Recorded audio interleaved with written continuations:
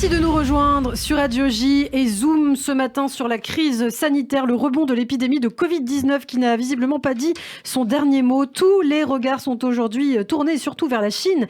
La Chine qui a mis fin début décembre à sa politique draconienne du zéro Covid, entraînant l'explosion des contaminations dans le pays. Et Pékin, on l'apprenait, qui lèvera ce dimanche ses obligations de quarantaine pour les voyageurs arrivant de l'étranger.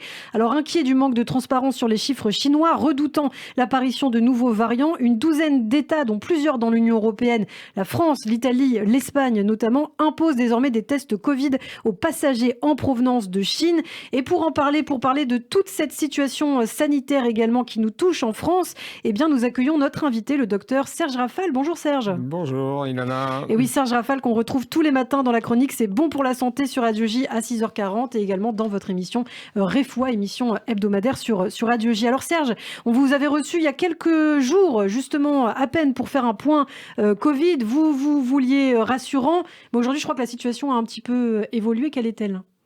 Elle n'est pas inquiétante chez nous. Elle est inquiétante potentiellement par le nombre des patients, enfin par ce qui va se passer en Chine.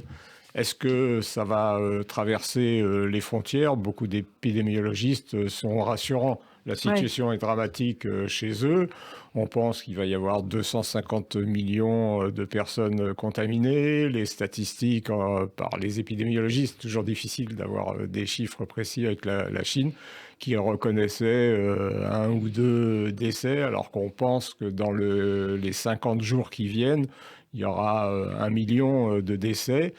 Ils ont une population qui n'a pas du tout été en contact avec le virus par les confinements successifs. Vous vous souvenez, Ilana, chaque cas, on pouvait confiner une ville ou une région. Donc, ils n'ont pas été en contact. Il n'y a pas d'immunité collective. Et la population, les personnes à risque ont été vaccinées 2 doses maximum avec un vaccin de mauvaise qualité. Vous voyez bien qu'en France, on est avec les vaccins ARN et que les personnes à risque, les personnes âgées ont eu 4 doses. Ou en tous les cas, on essaye qu'ils aient eu les 4 doses. Alors, on parle de la situation en Chine. Imposer des tests de dépistage aux voyageurs venant de Chine, est-ce que c'est justifié, donc, selon vous, et à quel point, justement, cette situation en Chine peut-elle influer notre climat sanitaire ? Je crois que c'est surtout de l'affichage politique. On l'a déjà vécu. On commence à mieux connaître le Covid. C'est peut-être pas une réponse que je vous aurais fait il y a 2 ans. On a fait la même chose avec le variant sud-africain. Vous vous souvenez, un temps, on a empêché les vols qui venaient d'Afrique du Sud. Ça n'empêche pas le virus traverse les frontières. C'est vrai qu'aujourd'hui, dans les aéroports, toutes les personnes qui sortent de l'avion, il y a beaucoup de cas positifs. Bien entendu, il y a 2 expériences qui ont été faites récemment. Les Italiens, la semaine dernière, sur un vol Pékin-Milan, ils ont testé tous les voyageurs à l'arrivée, qu'ils soient symptomatiques ou asymptomatiques. La moitié était positif. Le ministre, Olivier Véran, a fait la même chose il y a 48 heures sur un vol qui atterrissait à Charles de Gaulle. Et là aussi, on a à peu près la moitié du vol qui est positif sur des patients qui n'avaient aucun symptôme. On connaît cette maladie et le fait d'être négatif, c'est-à-dire vous arrivez, vous êtes négatif, ça ne prouve pas que vous n'avez pas été contaminé, soit au départ, soit par un voyageur pendant le vol.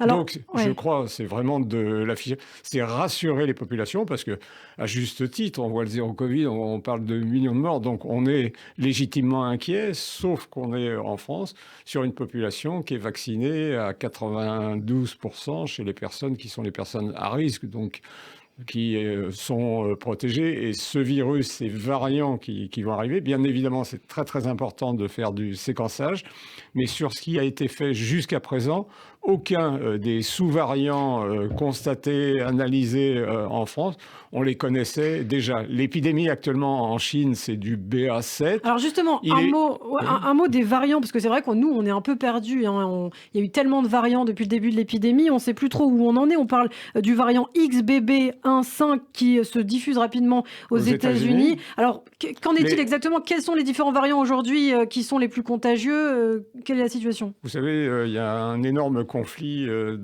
parmi les variants. C'est une lutte qui est une lutte tout à fait intense.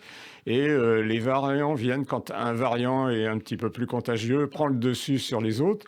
Pour vous donner un ordre de grandeur, depuis le début de l'épidémie, il y a 500 variants Omicron. Vous voyez, on est en train de s'inquiéter. C'est des variants, des sous-variants. En disant le BA4, le BA5, le BA7. Là, actuellement, l'épidémie en Chine, c'est du BA7. Le BA7, il a déjà été séquencé en France et supplanté par le BA5, supplanté par le BQ 1.1. Donc 500 variants, 500 sous-variants, c'est vous donner un ordre de grandeur.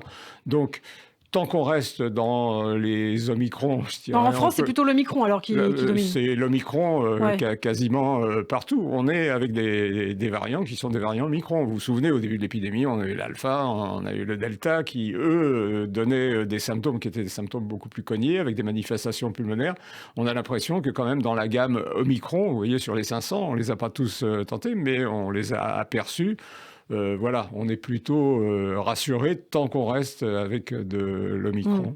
Alors, on parle de ce variant donc XBB.1.5 aux États-Unis, également le variant Kraken, environ 75% de tous les cas confirmés dans le nord-est des États-Unis, qui ne devrait apparemment pas tarder à arriver en Israël, selon certains épidémiologistes. Oui, ils vont arriver, mais j'écoutais ce Cyril Cohen sur notre antenne. On n'est pas particulièrement inquiet. Quand un variant arrive, évidemment, on s'inquiète en disant est-ce que celui-là va être plus transmissible, est-ce qu'il va être plus contagieux? Sauf qu'il n'arrive pas dans le désert, il arrive sur une population qui est une population protégée dans les pays occidentaux. On voit actuellement la différence entre l'impact d'une épidémie en Chine sur une population qui n'a pas côtoyé le virus. Vous voyez les dégâts auxquels ils sont confrontés. Ce qu'on a, nous, un peu vécu au début, il y a 3 ans, et une population américaine, la population israélienne, où nous, qui sommes correctement, ou en tous les cas les personnes à risque, qui sont correctement vaccinées. Alors, important d'insister, donc, Serge, sur la nécessité de se faire vacciner, vous en parliez tout à l'heure, pour éviter les formes graves. Donc, aujourd'hui, si on résume, les personnes de plus de 60 ans doivent bénéficier d'une 5e dose de vaccin, c'est ça? 5e dose, en gros, c'est 6 mois, vous êtes protégé en gros 6 mois. Donc les personnes de plus de 65 ans, un vaccin qui a été pratiqué il y a 8-9 mois, il faut un rappel. Les personnes de plus de 80 ans, les personnes immunodéprimées, les personnes des EHPAD, un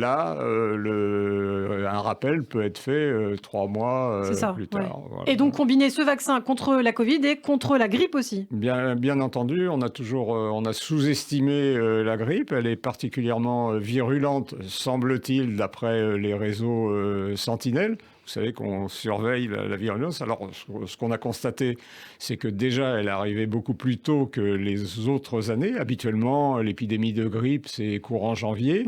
Là, on a vu les premiers cas en novembre. Il a commencé à y avoir des épidémies avant les fêtes.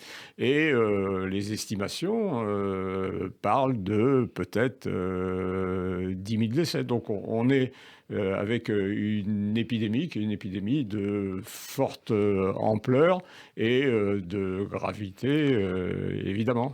Mais elle touche les mêmes populations à risque. Alors, bien sûr, il y a des cas, il y a des décès chez des personnes un petit peu plus jeunes, des personnes qui ont des comorbidités, mais globalement, la cible de la grippe ou la cible du Covid, c'est des personnes de mon âge ou des personnes avec une comorbidité ou voilà. Important de se faire vacciner. Alors, pour clore ce chapitre sanitaire sur le Covid-19, Serge, je voulais vous faire réagir quand même par rapport à ce rapport explosif de l'Inspection générale des affaires sociales qui est sorti, un rapport accablant sur la gestion de la crise du Covid par le gouvernement, notamment sur la gestion des EHPAD pendant la crise qui aurait été catastrophique. Le rapport qui parle d'une gestion de la crise chaotique début 2020. On rappelle que Agnès Buzyn, l'ancienne ministre de la Santé, a été mise en examen pour mise en danger de la vie d'autrui. Alors, est-ce que vous pensez que c'est une bonne idée de s'en prendre au gouvernement? Est-ce que c'est le bon moment? Je dirais que c'est pas toujours le bon moment. Même, vous voyez bien, pour la grève des médecins dont vous allez parler tout à l'heure, là aussi, on les accuse d'avoir choisi un mauvais moment, comme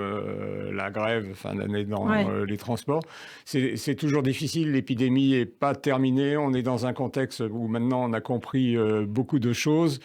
Je me souviens, parce que j'étais encore sur le terrain, j'étais au cabinet pendant 6 semaines, on n'a pas pu y aller, on ne savait pas trop, on ne savait pas ce qu'il fallait faire, des affaires, stériliser, pas stériliser, les courses, pas les courses, il n'y avait pas de masque, le personnel qui a travaillé, les médecins, là, au début de l'épidémie, se trouvaient avec des gants qu'on achetait à Monoprix, ils n'avaient pas de masque, voilà, enfin, dans des conditions qui étaient des conditions très difficiles.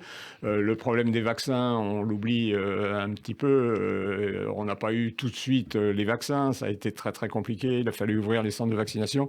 Donc je dirais que c'est un tout petit peu prématuré. Bien évidemment, des erreurs ont été faites, on a été les premiers à critiquer un certain nombre de mesures qui ont été prises, mais certains scientifiques disaient on apprend au fur et à mesure et regardez maintenant le recul 3 ans après qu'on peut avoir. Bien évidemment, il y a des erreurs, bien évidemment, on arrivait avec une épidémie. Moi, je suis en fin de carrière, j'avais l'épidémie de ma vie, ou enfin l'épidémie du siècle, on n'avait jamais vécu ça, une épidémie d'autrefois.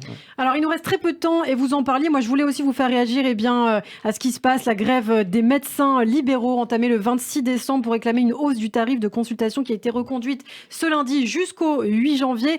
Est-ce que vous soutenez le mouvement, Serge ? Là aussi, c'est pas le moment, comme dirait le ministre ou Vous en faites tomber le casque. Publics, vous voyez, les bras m'en tombent et le casque également. Simplement pour vous donner, bien évidemment, c'est pas une revendication qui est une revendication de tarif, c'est une revendication de la profession, enfin de l'organisation de la profession. Mais un simple exemple, une consultation en Autriche, ça vaut 120 €, voilà, 15 minutes de consultation. En France, on est à 25, c'est ça ? On est à 25, que soit les Pays-Bas, l'Espagne, l'Italie, c'est des consultations, c'est à 75 €. Ah oui. Et en France, on est à 25. Donc, on est resté très, très coincé là-dessus. Mais tous les syndicats ne sont pas cet après-midi à 13 h au Panthéon à manifester. Certains disent non, c'est pas juste un problème d'argent, c'est un problème d'organisation du travail. Comme le vivent les infirmières, avec une perte de fonction, on est paumé dans l'administratif. Bien sûr, problème pour les médecins généralistes, mais aussi dans les hôpitaux, il y a une pénurie de médecins, et puis il y a aussi ces fameux déserts médicaux, il n'y a plus de médecins dans certaines campagnes. C'est structurel, alors moi je ne suis pas économiste, mais on explique que finalement il y a beaucoup d'argent qui a été injecté, mais c'est de l'argent qui n'est pas injecté au bon endroit. Alors on parle du Ségur de la santé, bien évidemment, des mesures ont été prises, mais c'est les conditions de travail, c'est la paperasserie, c'est les rapports avec les caisses qu'on dénonce, c'est les déserts. Pour les plus jeunes, ont du mal à s'installer dans certains endroits où il n'y a pas l'infrastructure pour leur famille. C'est un ensemble. Comme pour l'hôpital, j'écoutais Philippe Juvin il y a 48 heures, expliquant qu'en France, en 2022, il parlait du mois de décembre, il disait, vous imaginez, 125 personnes sont décédées sur des brancards en attendant aux urgences. C'est inadmissible. Situation un peu dramatique. Merci beaucoup en tout cas Serge Rafal, le docteur de radiologie, d'avoir été avec nous. On vous retrouve demain matin à 6 h 40 pour la chronique C'est bon pour la santé. À demain.